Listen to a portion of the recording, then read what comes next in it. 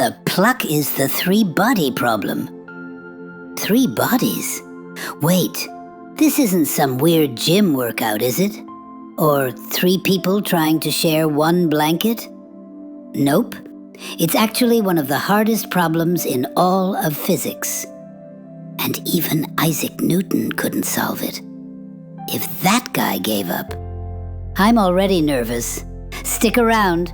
By the end of this video, you'll understand the 3-body problem better than what Isaac Newton had imagined.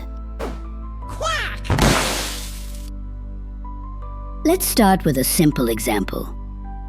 Imagine there's only 1 sun and 1 planet. The planet goes around the sun, round and round and round. Easy. My tiny duck brain can handle that. Now, let's make things slightly more interesting. We add another star. Now, gravity comes from 2 directions.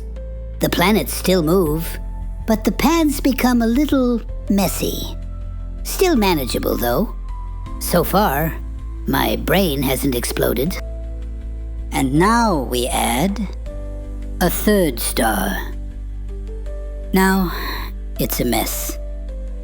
Everything is pulling on everything else at the same time. Every second, the gravity changes, which changes where the stars move, which changes gravity again, which changes everything. Yeah. Now we have a problem. Forget space. Let's imagine a playground. There are 3 kids. They're all pulling on a giant, stretchy rope. Every kid pulls differently. Every second, someone changes direction. The rope twists, moves, pulls, changes shape. Can you predict exactly where every kid will be after an hour? Probably not.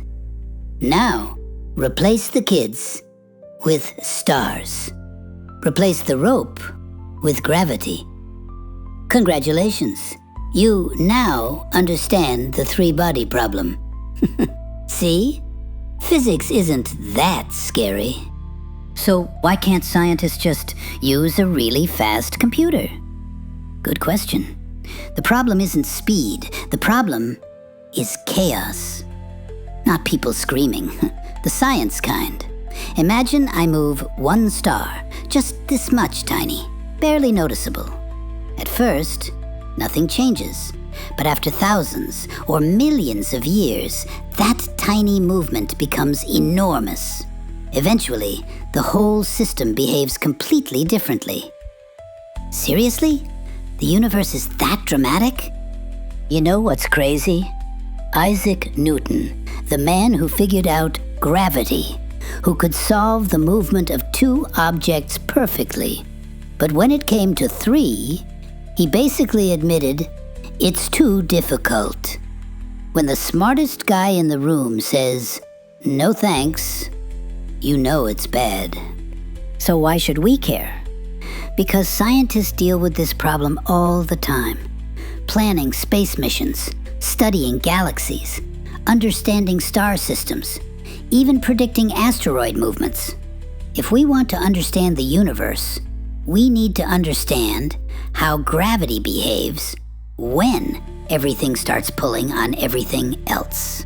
Here's something that'll mess with your brain. The 3-body problem doesn't have one neat formula that always gives the answer. Instead, scientists usually simulate it, step by step, using incredibly powerful computers. So, the universe basically said, "I'm not giving you the answers. You figure it out." Comment down if you figured out this plucking problem. So let's let's recap. 1 star, easy. 2 stars, getting harder. 3 stars, everything becomes unpredictable. Tiny changes become huge differences. That's why it's called the 3-body problem. So, The next time someone says, "What the pluck is the three-body problem?" you can confidently say, "It's a physics problem where three objects pull on each other with gravity in ways that become incredibly difficult to predict, even for a super duck. And if anyone asks you to solve it, run." If there's another weird science mystery keeping you awake at night, drop it in the comments. If I don't understand it, we'll figure it out together. I'm just a duck, trying to survive the universe.